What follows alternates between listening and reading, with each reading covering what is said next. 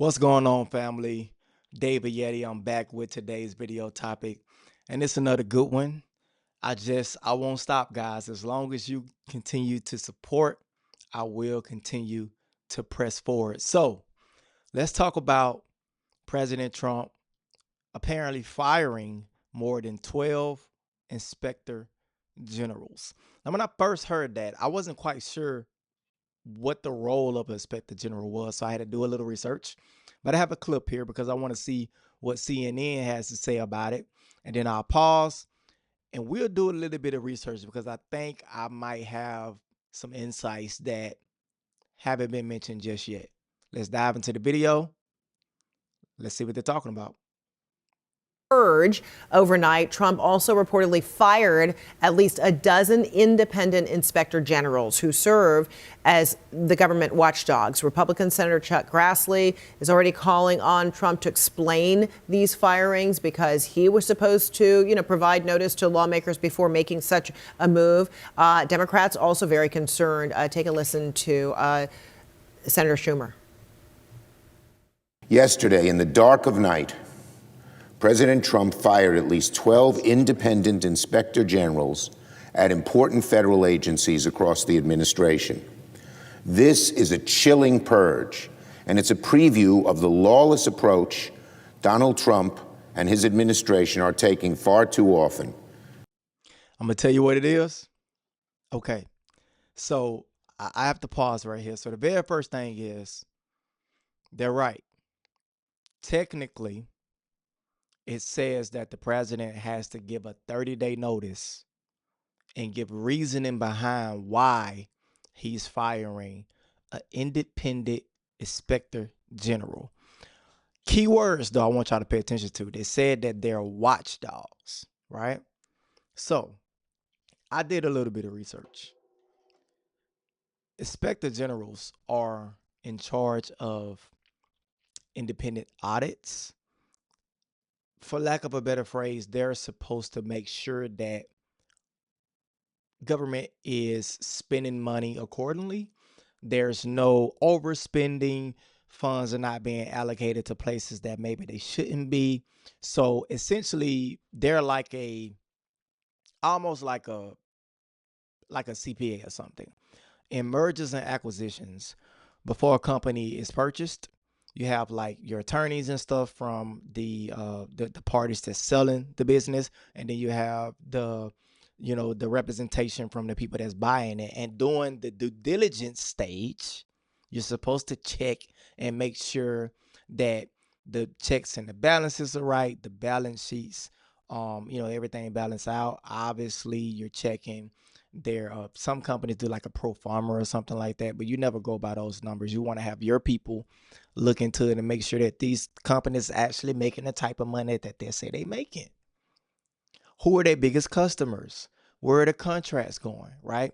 It's no different than when you get audited by the IRS.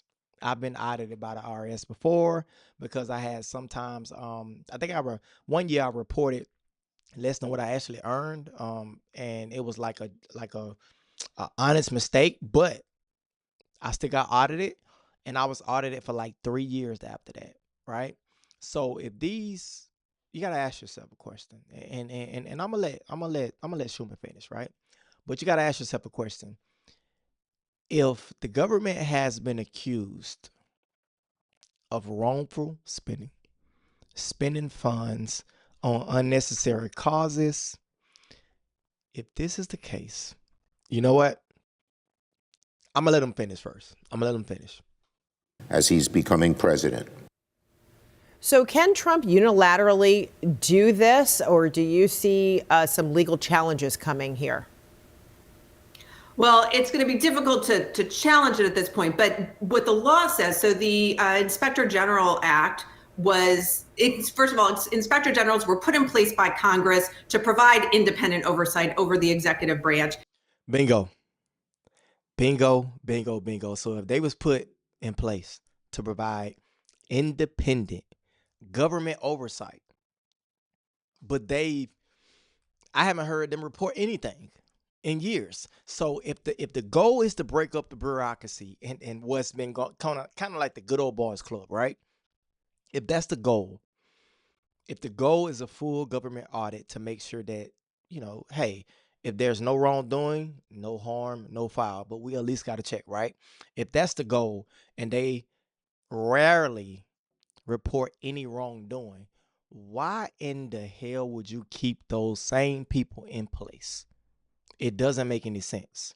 It's almost like the example that I made on the previous video to where, okay, so if I create Doge, for example, right, and it's supposed to be the Department of Government Efficiency, but the pushback was, and they were sued, by the way, minutes after Trump took office, right?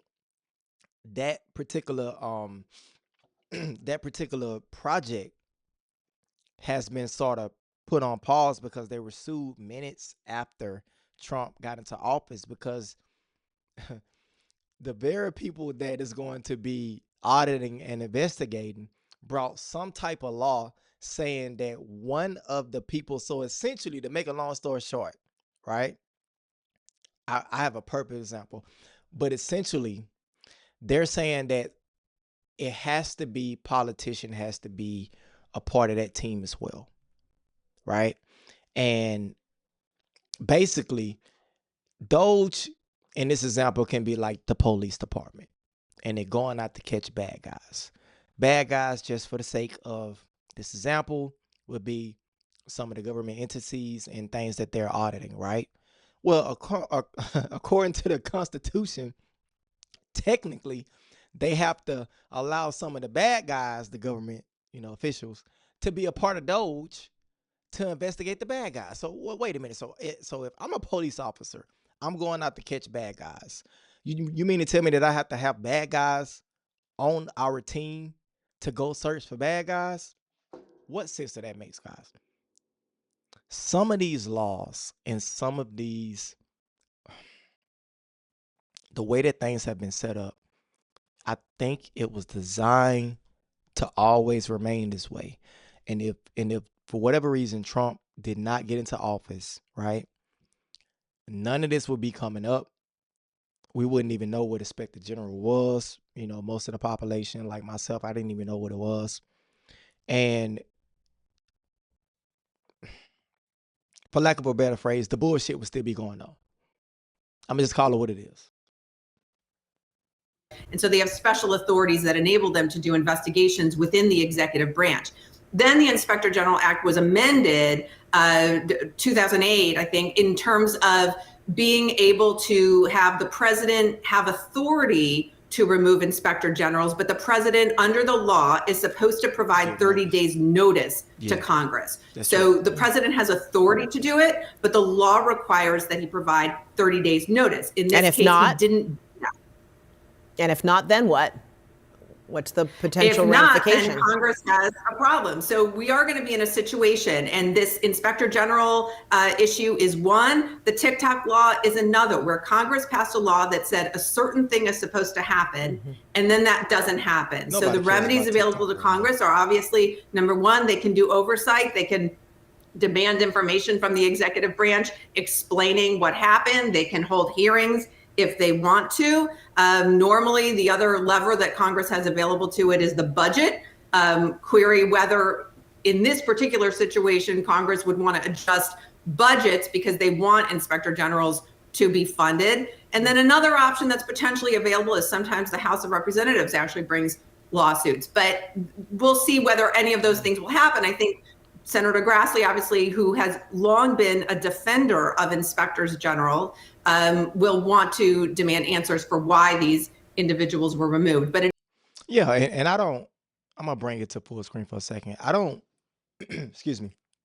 I doubt that the goal is to get rid of inspector generals in its entirety, but you got to think about it. Like, for a lot of these politicians, there are no term limits, which means you can be a lifetime politician. I mean, Congress people, whether or not you're in the Senate and stuff like that. Yes, you do have a, I guess you could say a primary race, like every 2 years or so. But as long as you continue to win during that campaign, like, you can literally stay in seat for a lifetime. And if you think about it, that's why it was so important with this election to get not just the presidency, but the Senate and the House of Congress as well, because you don't have, obviously there's still going to be some pushback, but you don't have as much red tape that you have to go through when you want to make these type of decisions. I'm curious to see what's going to happen, because this is the first time in United States history that something like this happened without a notice being given and stuff. So I'm pretty sure, and you have to think that Trump and his staff poured through the different alternatives, what could possibly be, repercussions for them doing so, what type of pushback, is it legal, what can happen, all that type of stuff before he pulled the trigger. But I find it kind of funny when he said that in the dark of the night, like sometimes they make things so dramatic. Listen, the bottom line is those independent inspector generals were fired because they have not been doing a good job. And this is like this is a non-biased fact. They haven't been doing a good job. If they would have been doing a good job, then they would have caught a lot of the other things, like all of the trips that these mayors and stuff be taking, right? And on top of that, when it comes to like the government spending as a whole, you know what? Maybe I should do a video on that, because there's a stat, and it's so crazy. I found a stat out there that showed billions and billions of dollars that was allocated for one project of another under government authority, and the people that's over the money don't even know where the money went, guys. Seriously. Like that's a real response. Like, well, we have to do an internal check because we're not sure exactly what happened. How do you lose billions of dollars? I don't think you lose it. I think you can allocate it towards something or direct it towards something, but I don't think you can lose billions of dollars. I don't know. What you think? Let me know down low in the description. What are your thoughts on this? Right? I would love to hear your feedback. It is going to be a wild 2025 is what I'm anticipating, and we're going to have so much to react to. Remember, the goal of these videos is to mime things out. I'm learning as I go along. I hope you're learning as well, because the more educated you become, the more confident you will be in your decisions and stuff. So whether or not you agree with what I'm saying or not, I just want you to be educated. I want you to win. I want you to be happy. I want you to be successful. And we will use these little nuggets that apparently keeps coming day in and day out. All right. So I love you. I'll see y'all soon.